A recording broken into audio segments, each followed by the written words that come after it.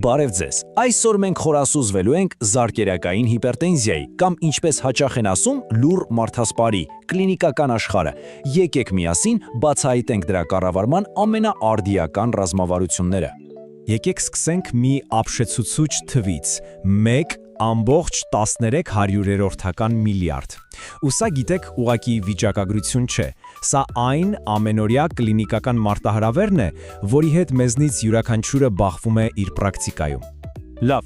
իսկ ինչ է սա կլինիկական տեսանկյունից։ Դե զարկերակային հիպերտենզիան ըստ սահմանման զարկերակային ճնշման կայուն քրոնիկ բարձրացումն է 140-90-ի վրա կամ դրանից բարձր։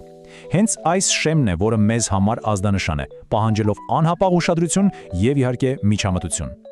Այսօրվա մեր քննարկման ընթացքում մենք կանցնենք 5 հիմնական կետով։ Սկզբում կխոսենք խնդրի մասշտաբների մասին, հետո կխորանանք ախտացակման ու հետևանքների մեջ, կհասկանանք ախտորոշման ու դասակարգման նրբությունները, կսովորենք գնահատել ռիսկերը եւ իհարկե կուսումնասիրենք բուժման ժամանակակից ռազմավարությունները։ Դե ինչ, եկեք սկսենք։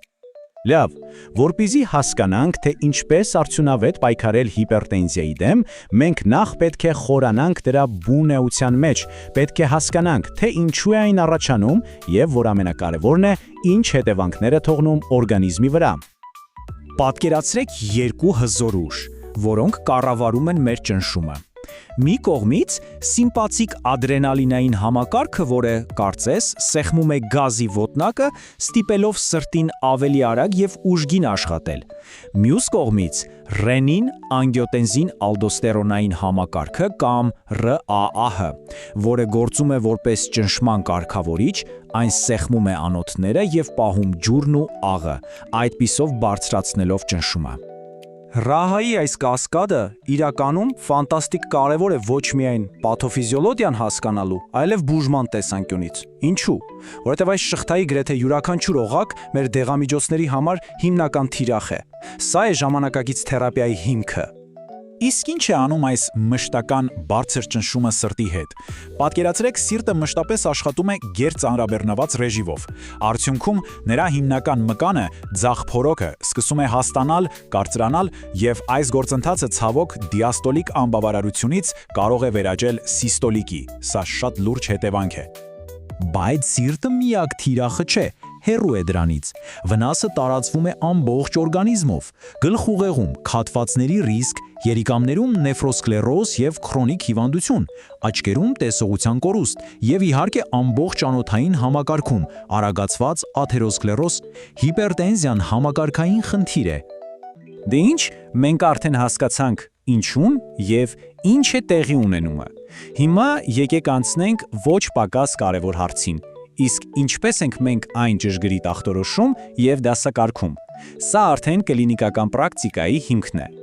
Ահա այս աղյուսակը, որը ներկայացնում է սրտաբանների Եվրոպական միության դասակարգումը, կարծում եմ բոլորիս ծանոթ է։ Սա պարզապես թվերի շարք չէ, սա մեր գործիքն է։ Այն օգնում է ոչ միայն ճիշտ փուլավորել հիվանդությունը, այլև, որ շատ կարևոր է, որոշել, թե որքան ինտենսիվ պետք է լինի մեր միջամտությունը։ Շատ կարևոր է հիշել, որ գրասենյակային, այսինքն բժշկի մոտ չափված ճնշումը պատմության միայն մի մասն է, եւ ինչպես տեսնում եք, կլինիկայից դուրս կատարված չափումների համար ախտորոշիչ շեմերն ավելի ցածր են։ Սա նշանակում է, որ մենք չենք կարող հիմնվել միայն մեկ չափման վրա։ Եվ այստեղից բխում են երկու շատ հետաքրքիր, բայց կլինիկապես կարևոր իրավիճակներ։ Առաջինը՝ սպիտակ խադաթի հիպերտենզիան, երբ հիվանդի ճնշումը միայն բժշկի մոտ է բարձրանում։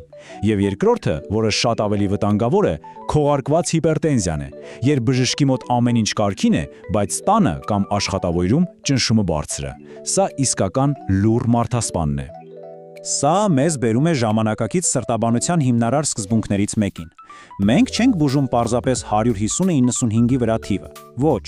մենք բուժում ենք կոնկրետ հիվանդին, իր ընդհանուր սրտանոթային ռիսկով։ Ահա թե որն է մեր մոտեցումը։ Եվ այս ռիսկը գնահատելու համար մենք օգտագործում ենք շերտավորման համակարգեր, որոնք հիվանդներին բաժանում են 4 հիմնական խմբի՝ ցածր, չափավոր, բարձր եւ շատ բարձր ռիսկի։ Հենց այս դասակարգումն է մեզ հուշում, թե որքան շտապ եւ որքան ագրեսիվ պետք է լինի մեր բուժումը։ Լավ, իսկ ինչից է կախված այդ ռիսկը։ Դե մի քանի բանից։ Առաջինը հենց ճնշման թվերն են, այսինքն հիպերտենզիայի աստիճանը։ Երկրորդ՝ ռիսկի մյուս գործոնները՝ ծխելը, խոլեստերինը եւ այլն։ Երրորդ, եւ սա շատ կարեւոր է, արդյոք արդեն կա թիրախ օրգանների ախտահարում։ Եվ իհարկե այնպիսի հզոր գործոններ, ինչպիսիք են շաքարային դիաբետը կամ երիկամային հիվանդությունը։ Այս ամենը միասին է որոշում ընդհանուր ռիսկը։ Եվ երբ արդեն գնահատել ենք ռիսկը, անցնում ենք բուժմանը։ Այստեղ մեր մոտեցումը կարելի է ասել երկու հենասյուն ունի։ Առաջինը, որը հիմքն է, կենսակերպի փոփոխությունն է։ Երկրորդը, որը հաճախ անհրաժեշտ է լինում, նպատակային դեղորայքային բուժումն է։ Հաճախ թերագնահատում են կենսակերպի փոփոխության ուժը, բայց նայեք այս թվերին։ Աղի սահմանափակումը կարող է ճնշումն իջեցնել մինչև 8 մմ սնդիկի սյուն, իսկ առողջ սննդակարգը մինչև 14։ Եթե այս ամենը գումարենք, ապա համակցված ազդեցությունը կարող է լինել ավելի հզոր, քան որոշ դեղամիջոցներինը։ Սա պարզապես խորհուրդ չէ, սա բուժման մասը։ Իսկ ինչ վերաբերում է դեղամիջոցներին, ապա մեր զինանոցում կա 5 հիմնական խումբ՝ միզամուղներ, կալցիումական անցուղիների պաշարիչներ, ԱՓՓ պաշարիչներ, ԱԵՊ-ներ եւ բետա պաշարիչներ։ Սրանք մեր հիմնական գործիքներն են։ Բայց ամենակարևոր հարցը՝ որտեղն ընտրել։ Այստեղ գործում է անհատականացված մոտեցումը։ Օրինակ, եթե հիվանդն ունի սրտային անբավարարություն կամ տարել է ինֆարկտ, մեր ընտրությունը տարբեր կլինի։ Նույնը վերաբերում է դիաբետով կամ երիկամային հիվանդությամբ պացիենտներին։ Մենք ընտրում ենք դեղ, որը ոչ միայն իջեցնում է ճնշումը, այլև լրացուցիչ օգուտ է տալիս կոնկրետ այդ հիվանդի համար։ Ժամանակակից ուղեցույցների համաձայն շատ հաճախ, հատկապես բարձր ճնշման դեպքում, մենք բուժումը սկսում ենք ոչ թե մեկ, այլ միանգամից 2 դեղամիջոցի համակցությամբ։ Ինչու՞։ Որովհետև դա ավելի արագ եւ արդյունավետ է հասցնում մեզ նպատակին։ Նախընտրելի համակցություններից է օրինակ ԱՓՖ պաշարիչի կամ ԱԱԲ-ի համադրումը կալցիումական պաշարիչի կամ միզամուղի հետ։ Բայց այստեղ կա մի շատ կարևոր բայց։ Մի ոսկե կանոն, որը երբեք չի կարելի խախտել։ Երբեք մի համակցեք ԱՓՓ պաշարիչը ԱԸՊ-ի հետ։ Այս համակցությունը ոչ միայն օգուտ չի տալիս, այլև կարող է լրջորեն վնասել հիվանդին, հատկապես երիկամները։ Սա բացարձակ հակացուցում է։ Եվ որպեսզի հասկանանք, թե ինչու է այս ամենը այդքան կարևոր, եկեք վերադառնանք թվերին։ Ամեն տարի մոտ 10 միլիոն մարդ է մահանում հիպերտենզիայի հետևանքով։ 10 միլիոն։ Սա է պատճառը, որ մենք պետք է լինենք այդքան ուշադիր եւ հետևողական։ Այսպիսով, այս ամբողջ տեղեկատվությունը զենք է մեր ձեռքին։ Եվ ես ուզում եմ ավարտել մի հարցով, ուղղված ձեզանից յուրաքանչյուրին։ Երբ միլիոնավոր կյանքեր են խաղասեղանին, այս ապացուցված ռազմավարություններից որն եք դուք վաղվանից սկսելու ավելի հետևողականորեն կիրառել այս լուր մարդասպանի դեմ պայքարելու համար։ Շնորհակալություն։